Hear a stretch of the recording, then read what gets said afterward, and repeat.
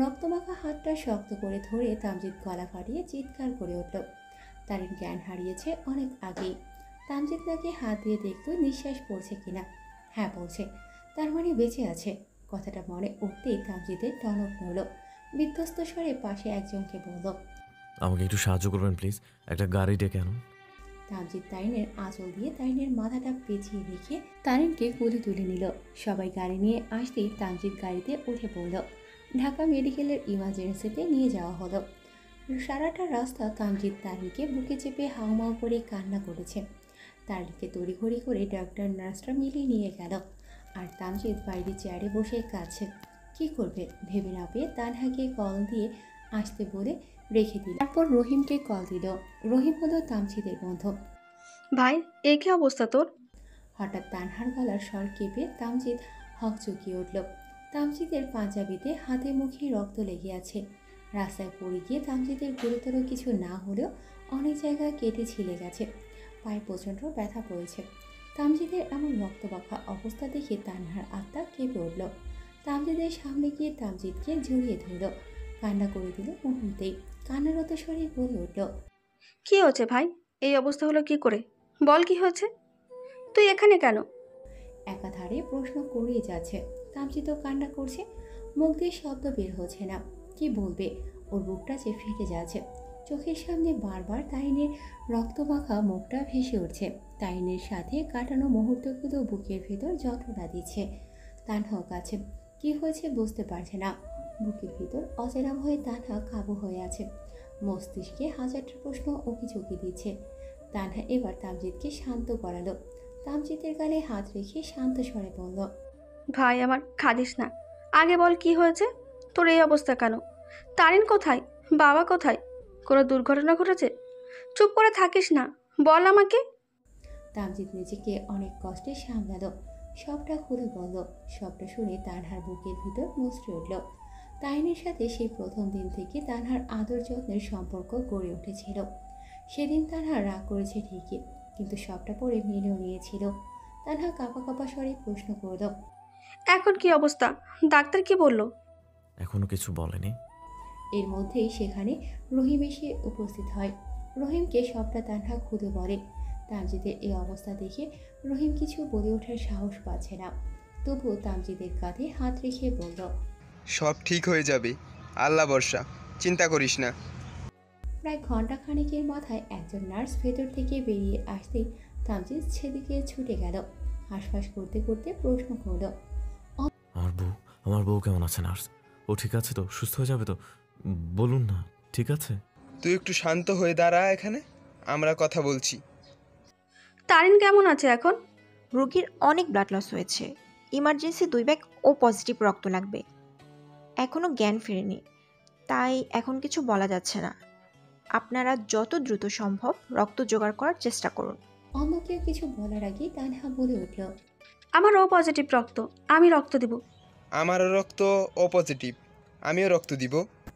Nurse ওদের দুজনকে নিজের সাথে নিয়ে গেল। তানহার থেকে রক্ত নেওয়া হলো না, রহিমের থেকেই 2 ব্যাগ রক্ত নেওয়া হলো। রক্ত দেওয়া শেষ হতে হতে অনেকটা সময় কেটে গেল। ওরা তিনজনেই হসপিটালের করিডোরে পায়চারি করছে। তাইনের এখনও জ্ঞান ফেরেনি। যত সময় যাচ্ছে তত তামজিদের বুকের ভেতরের ভয় অস্থিরতা বাড়ছে। মনে মনে উপরওয়ালাকে ডাকছে। ঘড়ির কাঁটায় রাত 12টা ছুঁই ছুঁই। তানহা কিছুক্ষণ আগে বাসায় চলে গেছে ওর বাচ্চা কাছে বলে। তামজিদ আর রহিম রয়ে গেছে হাসপাতালে। রহিম বাহিরের থেকে নতুন শার্ট প্যান্ট এনে দিয়েছে। সেগুলো চেঞ্জ করে তামজিদ আর রহিম দুজনেই পাশের মসজিদ থেকে নামাজ পড়ে এসেছে। এসে থেকে তামজিদ প্রায় 100 বার ডাক্তারকে 100 প্রশ্ন করেছে, কিন্তু প্রতিবারই হতাশ হয়ে ফিরেছে। আইসিইউতে শিফট করা হয়েছে মিনিট 10 আগে। তামজিদ আর অপেক্ষা করতে পারল না। ডাক্তারের কাছে গিয়ে অসহায় স্বরে বলল, আমি কি একবার আমার ওয়াইফের সাথে দেখা করতে পারি? ডক্টর প্লিজ না করবেন না, আমি কোনো রকম সমস্যা করব না, আই প্রমিস।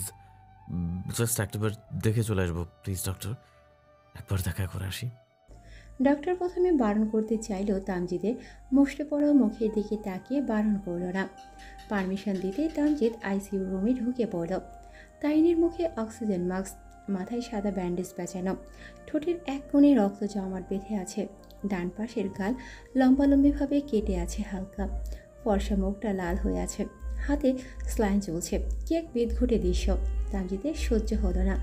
যে মেয়েটা সারাদিন ছটফট করে, এক হাতে সব সামনে চলে, সে মেয়েটা এভাবে শান্ত হয়ে আছে, না, মানতে পারছে না। তাইনের সামনে এগিয়ে গিয়ে আলাদা করে খুব সাবধানে তাইনের কপালে ঠোঁট ছোঁয়ালো। একটা চেয়ার টেনে তাইনের পাশে বসলো। হাতটা নিজের মুঠোয় নিয়ে ঠোঁট ছোঁয়াতেই ফুপিয়ে কান্না চলে আসলো। শক্তপোক্ত ছেলেটা মাকে হারানোর এই প্রথম এভাবে অসহায় কাছে। তামজিদ কান্নারত স্বরে বলতে শুরু করলো, চাঁদ, হাই চাঁদ, শুনছো? আমার মনোহরণী, শুনছো? বলো না, একবার শুনছো? মাস্টার মশাই বলে একবার ডাকো, একবার আমার দিকে তাকাও। এভাবে চুপ করে থেকো না, আমার খুব কষ্ট হচ্ছে। চাঁদ, তুমি এতটা নির্মম হয়েও না। চাঁদ, দেখো আজ তোমার মাস্টার মশাই কাঁদছে, আমার পাশে কেউ নেই, আমাকে সান্ত্বনা দেওয়ার কেউ নেই, কেউ নেই। চাঁদ, তুমি ছাড়া আমার পাশে কেউ নেই, আর সেই তুমি চুপ করে আছো, চোখ বন্ধ করে আছো। মানতে পারছি না, আমি কিছুতেই মানতে পারছি না। তামজিদের গলা দিয়ে শব্দ বের হচ্ছে না। বারবার চোখের পানিতে সবটা ঝাপসা হয়ে আসছে। পুনরায় কান্নারত স্বরে বলা শুরু করলো, চাঁদ, হাই চাঁদ, শুনছো? তামজিদ তাইনের হাতে অসহস্র চুমুতে ভরিয়ে দিল। হাতটা বুকে জড়িয়ে কাছে। কি থেকে কি হয়ে গেল কে জানে। সময় শেষ হতেই তামজিদকে বের করে দেওয়া হলো। অনেক রিকোয়েস্ট করেও থাকা গেল না। সারা রাত গলা কাটা মুরগির মতো ছটফট করেছে তামজিদ। 1 সেকেন্ডের জন্য চোখ বন্ধ করেনি। তাহাজ্জুদ পড়েছে। বারবার রুমের বাইরে গিয়ে কাচের দরজা ভেদ করে তাকিয়েছিল ভেতরের দিকে। ভোরের আজান দিতে তামজিদ মসজিদে চলে গেল। নামাজ পড়ে এসে সেই দরজার বাইরেই দাঁড়িয়ে রইল।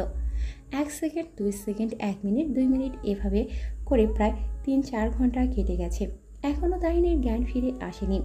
সকাল 10টার দিকে ডাক্তার এসে চেক আপ করে বাইরে বেরিয়ে আসতেই তামজিদ আর রাহিম তাকে ঘিরে ধরল। একে একে দুজনেই প্রশ্ন ছুড়ে মারল। তারিন, তারিন কেমন আছে? 24 ঘন্টার মধ্যে জ্ঞান না ফিরলে উনি হয় কোমায় চলে যাবেন, অথবা জ্ঞান ফিরলেও সে পাগল হয়ে যাওয়ার সম্ভাবনা 90%। আর কিছু বলা এখন সম্ভব না। বলে তিনি চলে গেল। তামজিদের কর্ণদয়ে পৌঁছাতেই তামজিদ কয়েক পা পিছিয়ে পড়ে যেতেই রাহিম 2 হাতে তামজিদকে ধরে ফেলল। কোনো রকমে বলল, এভাবে ভেঙে পড়িস না দোস্ত, আল্লাহ আছেন তো, সব ঠিক হয়ে যাবে।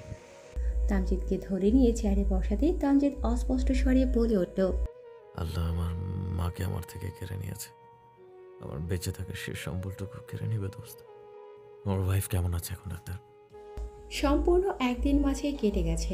দিনের আলো ফুরিয়ে রাতের অন্ধকারে সবটা ঢেকে গেছে। তাইনের জ্ঞান ফিরেছে দুপুরের পরে। একবার শুধু চোখ মেলে তাকিয়ে তামজিদকে ডেকেছিল, তারপর আবার চুপ হয়ে যায়। ডাক্তার অবশ্য বলেছে তার চিন্তার কোনো কারণ নেই। তবু তামজিদের চিন্তা ভয় দূর হচ্ছে না। সন্ধ্যা হয়ে আসতেই হাসপাতালের বাইরে তামজিদ ডাক্তার আসার জন্য অপেক্ষা করছিল। ডাক্তারকে আসতে দেখে উপরোক্ত প্রশ্নটি করে বসল। তামজিদের অসহায় মুখের দিকে তাকিয়ে ডাক্তার হেসে ফেলল। তামজিদের কাঁধে হাত রেখে শান্ত বাণীতে বলল, তোমার বউ একদম ঠিক আছে, ওষুধের ডোজে ঘুমাচ্ছে এখন, কোনো চিন্তা করো না, সব ঠিক হয়ে যাবে মাই বয়। তামজিদের ঠোঁটের কোণেও স্বস্তির হাসি ফুটল। একদিনেই ছেলেটা একদম মুষ্টে পড়েছে। চোখ মুখের সে কি অবস্থা। তানহা সারাদিন হসপিটালে ছিল, রান্নাবান্না করে নিয়ে এসেছিল। কিছুক্ষণ আগে রাহিম গিয়ে তানহাকে বাসায় দিয়ে এসেছে। তামজিদকে হাসতে দেখে রাহিমের মুখেও হাসি ফুটেছে। তামজিদ ডক্টরের হাত দুটো জড়িয়ে ধরে হেসে উত্তেজিত স্বরে প্রশ্ন করল, সত্যি আর কোনো চিন্তা নেই? হ্যাঁ সত্যি। আলহামদুলিল্লাহ। আমি একটু আমার বউয়ের সাথে দেখা করতে পারি ডাক্তার? তোমার ওয়াইফকে বেডে শিফট করা হচ্ছে, তারপর সারাক্ষণ বসে বসে দেখো। বলে সে হেসে চলে গেল। রাহিম তামজিদকে জড়িয়ে ধরল, খুশি মনে বলে উঠল, বলেছিলাম না ভাবি একদম ঠিক হয়ে যাবে। এখন ভাবি সুস্থ হলে আমাকেও ঘুরতে নিয়ে যাইতে হবে কিন্তু দোস্ত। আগে আমার বউ সুস্থ হোক, তারপর নিয়ে যাব। তামজিদ তানহাকে ফোন দিয়ে খবরটা জানিয়ে দিল। তাইনের বাসায়ও জানালো। তারা আসতে চেয়েছিল, কিন্তু তামজিদ বারণ করেছে। বলেছে তারিনকে বাসায় নেওয়া হলে তখন আসতে। তারিনকে বেডে শিফট করা হয়েছে। তামজিদ ডাবের পানি ভর্তি বোতলটা হাতে নিয়ে কেবিনে ঢুকলো। তারিন তখন চোখ বন্ধ করেছিল। তামজিদ নিশ্চুপে রুমে ঢুকে বসার টুলে টেনে পাশে বসলো। তারিনের হাতের ওপর আলতো করে হাত রাখতেই তারিন চোখ মেলে তাকালো। তামজিদকে দেখে অসুস্থ চেহারা পানে হাসি ফুটল। চোখের কোণে মুহূর্তেই জল জমে গেল। তামজিদের হাতটা শক্ত করে ধরার মতো শক্তি পাচ্ছে না, তবুও কোনো রকমে তামজিদের হাতটা ধরল। তারিনকে কাঁদতে দেখে তামজিদের বুকের ভেতরটা মুচড়ে উঠল। উত্তেজিত স্বরে জিজ্ঞেস করল, ব্যথা পেয়েছো? কাঁদছো কেন? কি হয়েছে? কষ্ট হচ্ছে? তারিন কোনো রকমে চোখের ইশারায় বোঝালো যে কষ্ট হচ্ছে না। তামজিদ ইশারা বুঝতে পেরে শান্ত হলো, বলল, কিছু খাবে? আমার মাথায় একটু হাত বুলিয়ে দেবেন মাস্টারমশাই? ওইটুকু বাক্য বলতেই ওর দম বন্ধ হয়ে যাচ্ছিল। তামজিদ নিজেকে সামলে আলতো হাতে তারিনের মাথায় হাত বোলাতে লাগলো। কাঁপাকাঁপি স্বরে বলা শুরু করলো, আমার শক্ত বউটা আজ এমন দুর্বল হয়ে পড়েছে কেন? তুমি না ডাক্তার হবে, আমার মায়ের সংসার সামলে রাখবে, তাহলে এভাবে ভেঙে পড়েছো কেন? তুমি ভেঙে পড়লে আমাকে কে সামলাবে বলো তো? তারিনের চোখ থেকে 2 ফোঁটা জল গড়িয়ে পড়ল। আগের ন্যায় থেমে থেমে বলল, আমি আছি তো। তামজিদের মনে হলো এই বাক্যটা সোজা ওর বুকে গিয়ে লাগলো। মেয়েটা এই অল্প সময়ে বিশাল মায়ায় বেঁধে ফেলেছে তামজিদকে। তামজিদ কখনো ভাবতেও পারেনি তারিনের মায়ে এত শক্তপোক্তভাবে আটকে যাবে। তামজিদের এই মুহূর্তে খুব ইচ্ছে করছে তারিনকে বুকে জড়িয়ে রাখতে, কিন্তু সম্ভব হলো না। বেশ অনেকক্ষণ তারিনের সাথে বকবক করে সময় পার করলো। বকবক করতে করতে তারিন কখন যে ঘুমিয়ে গেছে তামজিদ টের পায়নি। তারিন ঘুমিয়ে গেছে এটা খেয়াল করে একটু স্বস্তি পেল। কিছুক্ষণ তারিনের পাশে ওভাবেই বসে বসে তারিনকে দেখতে দেখতে সময় কাটালো। সেদিন রাতটাও এভাবেই কেটে গেল। পরের দিন সকাল থেকে তারিন বেশ সুস্থ হয়ে উঠল। আগের থেকে শরীর ভালো লাগছে। সকালে ঘুম ভাঙতেই দেখলো তামজিদ ওর বেডের পাশে মাথা রেখে তারিনের হাত শক্ত করে ধরে ঘুমিয়ে আছে।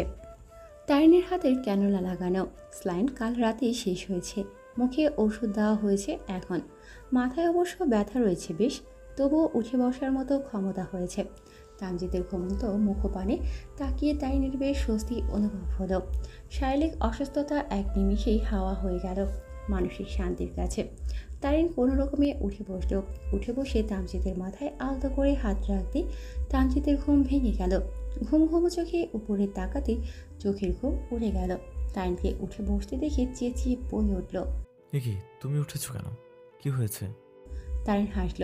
তামজিদের এলোমেলো চুলে হাত ডুবিয়ে হেসে উত্তর দিল, আমি ঠিক আছি জনাব, এত চিন্তা করবেন না। এই 2 দিনের চেহারার অবস্থাটা কি করেছেন আপনি? আমার বউ ছাড়া আমি ঠিক কতটা অসহায় এই 2 দিনে তা খুব ভালোভাবে বুঝে গেছি। তামজিদের কণ্ঠের অসহায়ত্ব টের পেল তারিন। তামজিদকে টেনে বেডে বসালো। তামজিদের কাঁধে মাথাটা আলতো করে রাখলো, বলল, আপনি আমার ব্যক্তিগত সুখ মাস্টারমশাই। উপরওয়ালা আমায় এত সুখ দিয়েছেন, আলহামদুলিল্লাহ। এই সুখ ছেড়ে আমি কোথাও যেতে চাই না মাস্টারমশাই। আমি আপনার সাথেই বাঁচতে চাই। সারা জীবন এই সুন্দর পৃথিবীতে আপনার সঙ্গী হয়ে কাটাতে চাই। তামজিদ তারিনকে হঠাৎ জড়িয়ে ধরতে তারিন খানিকটা ব্যথা পেল মাথায়, কিন্তু তবুও শব্দ করল না। চারিদিকে একবার নজর বুলিয়ে নিল। এই কেবিনে আরও 2 বা 3 জন আছে। তারা সবাই ওদের দিকে চেয়ে আছে। তারিন নিশ্চুপে তামজিদকে বলে উঠল, কি করছেন? ছাড়ুন আমায়, লোকে দেখছে তো। তামজিদ ছাড়ল না, বরং আরেকটু গভীরভাবে বুকে আগলে রাখল। খামখেয়ালি স্বরে জবাব দিল, দেখুক, আমার কি, আমি আমার বউ জড়িয়ে ধরেছি।